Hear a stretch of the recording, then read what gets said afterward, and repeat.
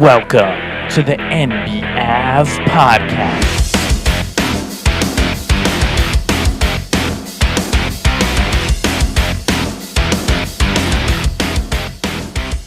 Welcome back to NBAV, the NBA Avenue podcast. And today is March 15th. And the 6 games of basketball that we saw last night on the 14th were some of the most predictable games that you could have seen the entire year. Had you taken these 6 games and said who you thought was going to win, which we basically did do that, you would have been able to nail all 6 games pretty easily. Starting off with the Suns playing the Celtics in Boston. Boston barely loses at home, and they didn't lose at home last night, like we said. Then the Wizards played against the Rockets. Nobody cares what happened there. The Rockets did get the win with a little bit of a Ewing theory type scenario happening there with Şengün out and the Rockets winning a bunch of ball games. Then you had the Clippers and the bizarre incident of Kawhi Leonard leaving the arena in the previous game with some sort of spasms, and then he's back in time for this one. So once the Clippers had their team at full strength, pretty understandable to see why they beat the Chicago Bulls last night, 126-111. Then you had the Milwaukee Bucks beating the 76ers, who are absolutely depleted. You had the Oklahoma City Thunder, who had just lost their previous game, and they don't usually lose back-to-back, certainly not on their home floor, and they were playing against Dallas. So we said that they were going to win that game against Dallas, but Dallas didn't even have Luka Doncic in this game. So not only do you have a team where you thought the Thunder would win no matter what, but Dallas didn't even have their best player. So you're relying heavily on Kyrie Irving and some of the other pieces, and yeah, you got a nice game from Gafford, and you got a little bit of production there from Tim Hardaway Jr. with the 23. Once Luka's out, suddenly Hardaway comes back to life. But you also didn't have Derek Lively in this game. Well, you did, but 14 minutes of Derek Lively, which is a little bit hard to understand. It's almost like the Thunder... it's almost like Dallas conceded this game, like they picked a good night for Luka not to play, assuming that they were going to lose this ball game no matter what. And then they tried, and they actually played the game close, and the Thunder pulled it out near the end of the ball game. And they always had a nice little cushion, but Dallas never able to really close it into a 5-point game right there down the stretch. It was kind of a very Denver Nuggets-esque performance from the Thunder, where the game is close, but you're ahead the entire game, and then in the end of the game, you pull away with the final minutes.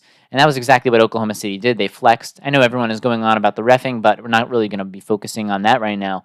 So the Thunder beat Dallas. And then in the final game of the night, you had the Knicks beating the Trailblazers. So all things that you would have expected, especially if you knew which players were going to be playing and which players were going to be sitting out. And by the way, that's going to be the way things are going to go from here out.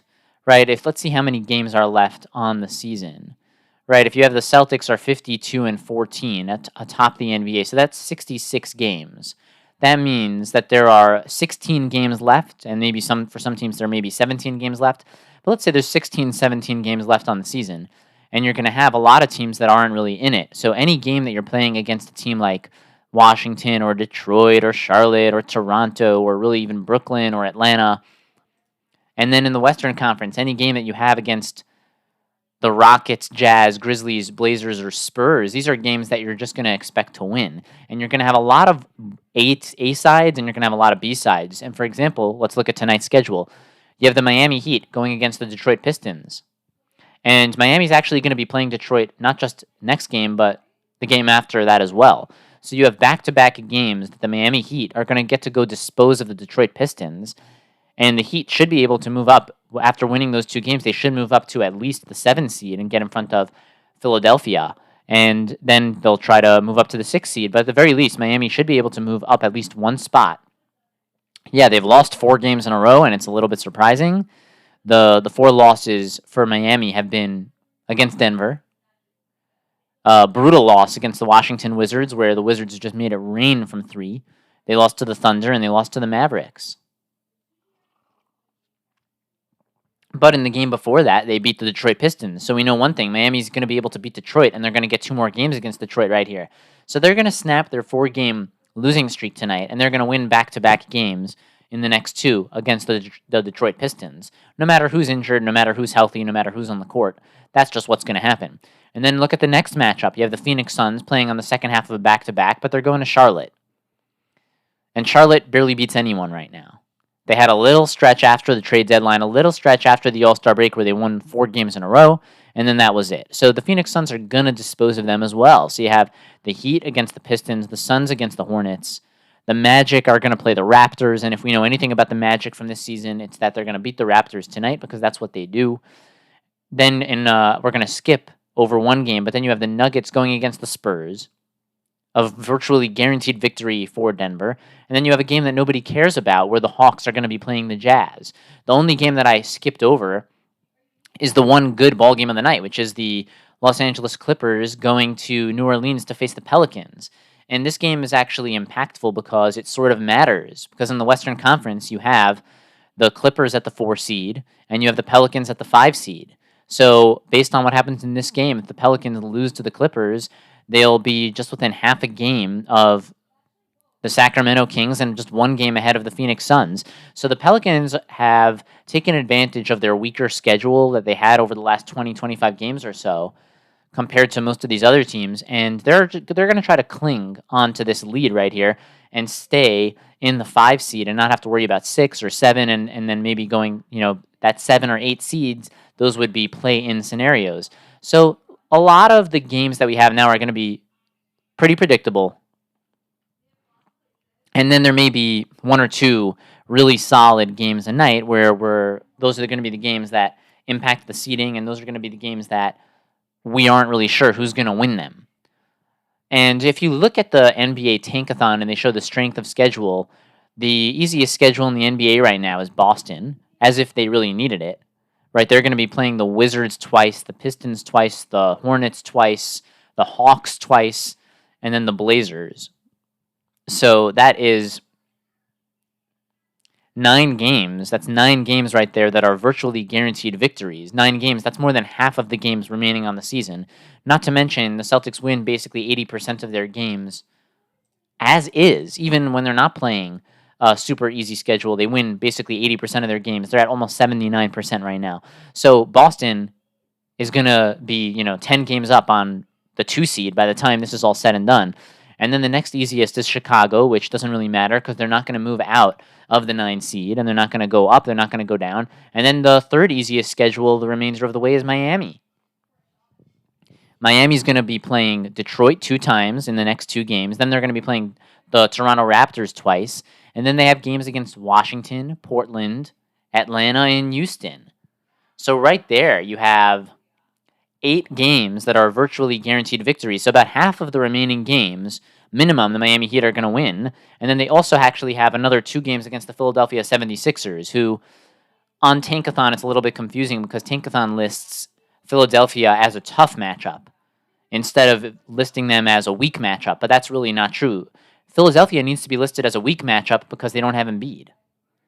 And they've shown that without Embiid, they're basically a nothing burger in the NBA. So you have to even look at that even further and say, Miami has 2 against the Sixers, 2 against the Pistons, 2 against the Raptors. So that's 6 games. Then 1 against Washington, 1 against Portland, 1 against Atlanta, and 1 against Houston. That's 10 games right there that Miami's going to be able to win. So that's 10 victories that should come pretty easily. Even if they lose one of them, you say 9 victories, and then you still have 5, 6, 7 games left after that. But the Miami Heat are going to be able to move up, certainly out of the 8 seed and get to the 7. The question is, can they get to the 6 and not have to deal with all this play-in contention? That would be pretty sweet. And let's look at the other teams who are sort of in that range. You have, right, so it's the 76ers are near the Heat, and then you have the Pacers and the Magic, who are also in there, the Pacers and the Magic. And the Pacers, in terms of their schedule, they're at 19th. So they're in the lower half, but they're not, it's not exact. It's, the Pacers are going to play the Heat one time, so it's going to be interesting to see what happens in that game. But the Pacers are sort of in the middle of the pack. Orlando, it has one of the easier schedules. They'll be playing the Sixers. They'll get 2 against Charlotte. They'll get 2 against Toronto, one against Houston, one against the Grizzlies, one against Portland. So a pretty easy schedule for Orlando. So Orlando should be able to hang on to not being in a play-in position. And then the New York Knicks are in the upper half of the league in terms of the easier schedule. So the Knicks should be able to stay where they are at 4. The Magic should be able to stay where they are at 5. And the question is, the Heat, they're certainly going to move up to 7 and get ahead of the Sixers. Question is, are they going to get ahead of the Pacers?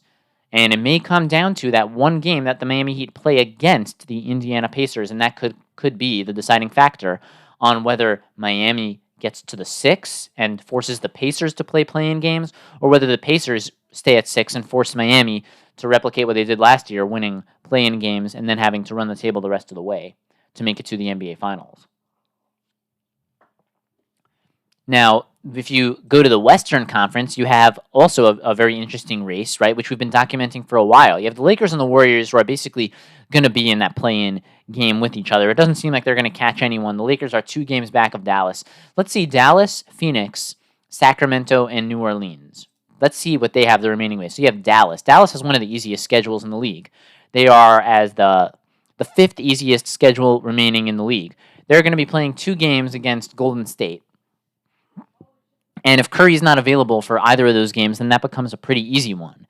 And then they're also going to be playing 2 against Houston, 2 against Utah, and then a game against Atlanta, Charlotte, San Antonio, and Detroit. So you have a really easy schedule for Dallas. So things look good for Dallas. Okay, who else is in that range?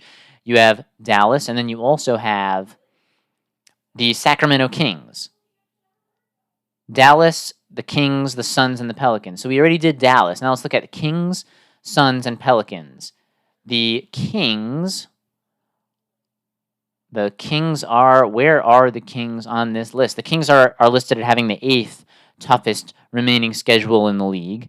And the Suns are listed as having the 3rd toughest remaining schedule in the league. The Suns don't get any benefit of having an easy schedule. The Suns get 1 game against Atlanta, 1 game against Charlotte, and 2 against San Antonio. So that's 4 virtually guaranteed victories.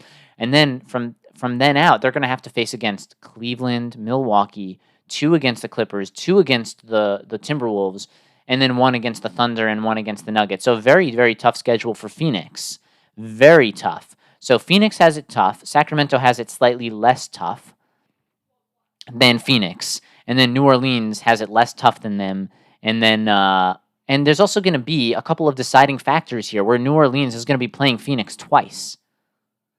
So if New Orleans is playing Phoenix twice, likely what happens in those games will greatly impact whether Phoenix will be able to catch New Orleans or not. And from there, you have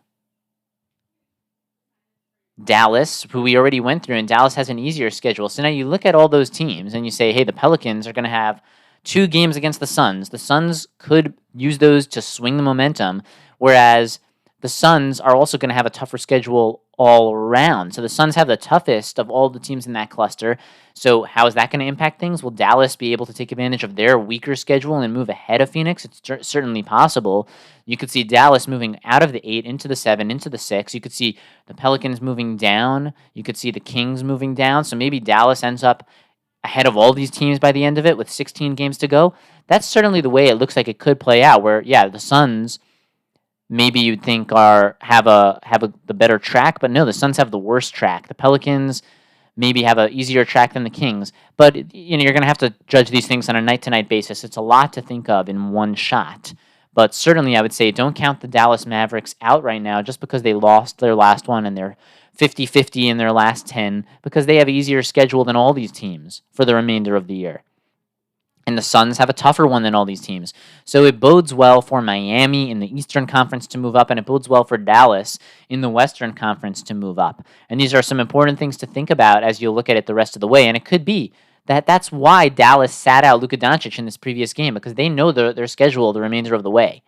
And they know, hey, we got a really tough one here against the Thunder, and from then out, we're going to try to get our stars to play. And we're going to try to hope that Luka plays every game, because we can win vast majority of these ball games, and then suddenly we'll be maybe in the 5th or 6th seed, and we won't need to deal with any of this play-in nonsense with our with this roster, who we think is a lot more talented than the record shows. And conversely, the Phoenix Suns are going to have to work pretty hard to move from 7 to 6, and instead of moving down to potentially 8, or remaining in 7 and having to deal with these difficult play-in scenarios. I also watched an interview. I watched the interview between Devin Booker from JJ Redick, and this is why these interviews, they're really not as exciting as what would meet the eye. You would think that, yeah, JJ, perfect guy to interview Devin Booker. But he's always, and all these guys are always on their best behavior when they're interviewing a star. And most of the time, the interviews, the long-form interviews, don't end up being quite as interesting as you would expect, because these players aren't all entertainers. It's not like Jimmy Butler is every single one of these guys. So you have Devin Booker, not a particularly interesting guy off the court. He's, maybe even a little boring. If I had to say what do we like about him is the way he plays on the court. And this isn't the case where like you have a lot of MMA fighters or boxers, and some of them are interesting. Some of them aren't.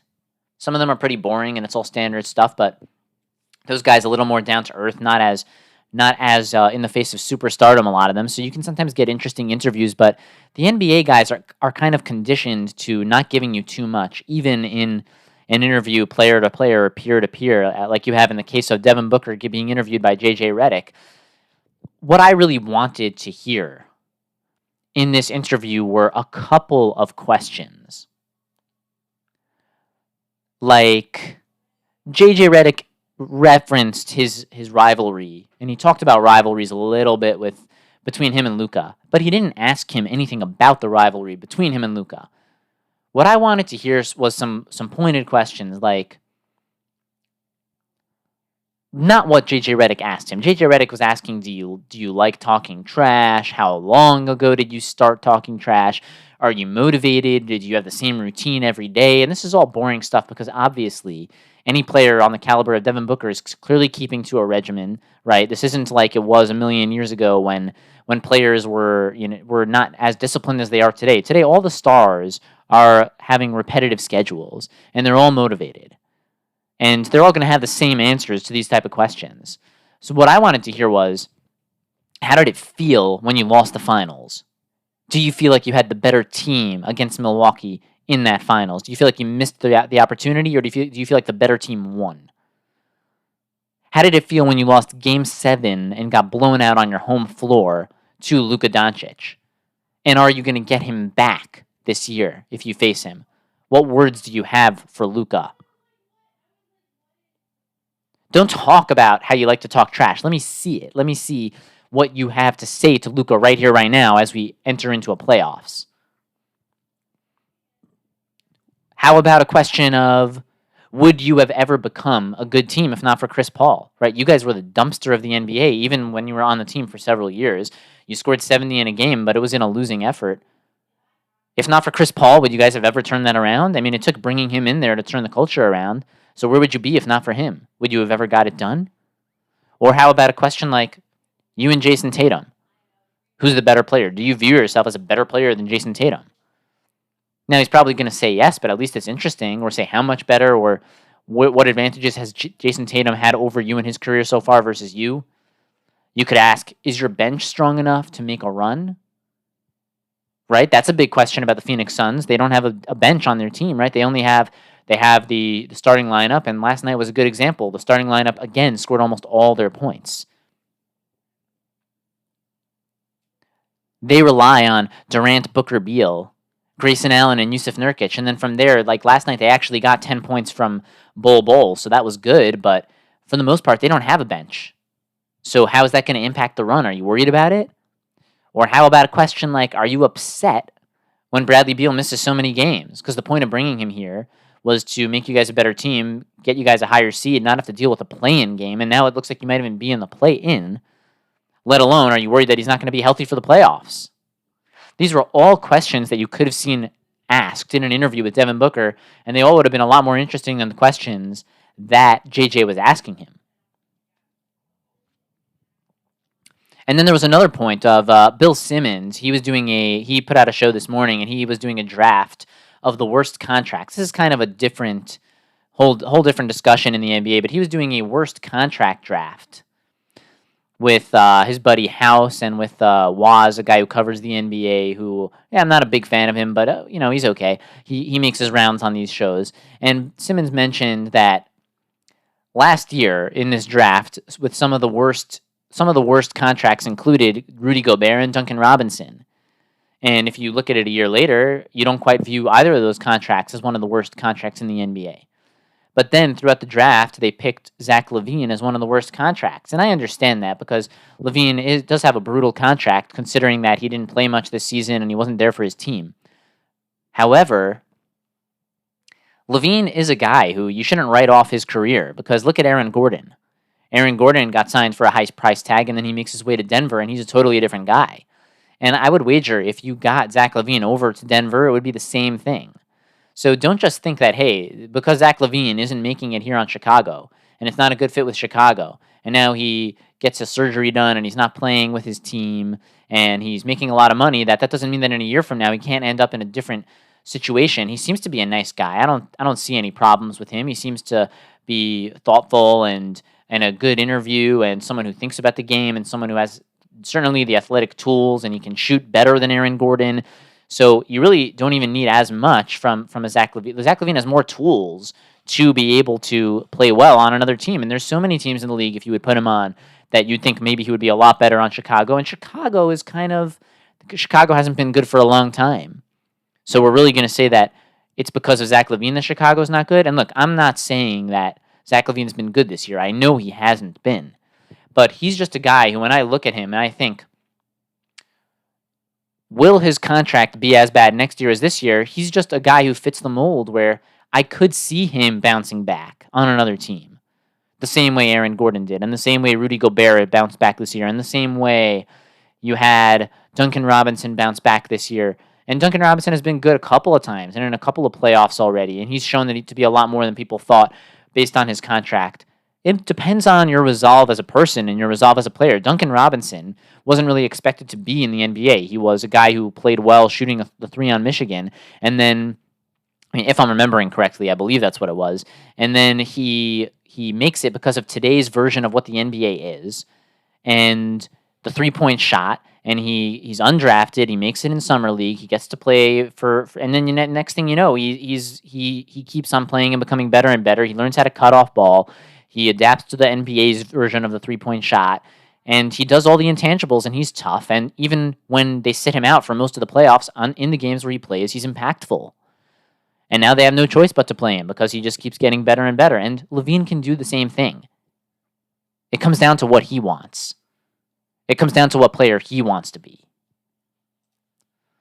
So again, let's just look through the games that we have coming up tonight. We won't spend much time on it because most of them aren't really mysteries, but you have the Heat going to beat the Pistons. You have the Suns going to beat the Hornets. The Magic going to beat the Raptors. Then you have the one close matchup of the evening, which is the Clippers against the Pelicans. And we'll see if the Pelicans can get a big victory at home in hopes of holding on to that 5 seed. The Nuggets will then crush the Spurs, and you have the Hawks and the Jazz, who nobody really cares about at all. You can follow the show, as always, at NBAV. That's NBAVE, which is short for NBA Avenue. And you can email the show at nbavenue@yahoo.com. As always, we're your source for a great time every time. And until next time, we are out.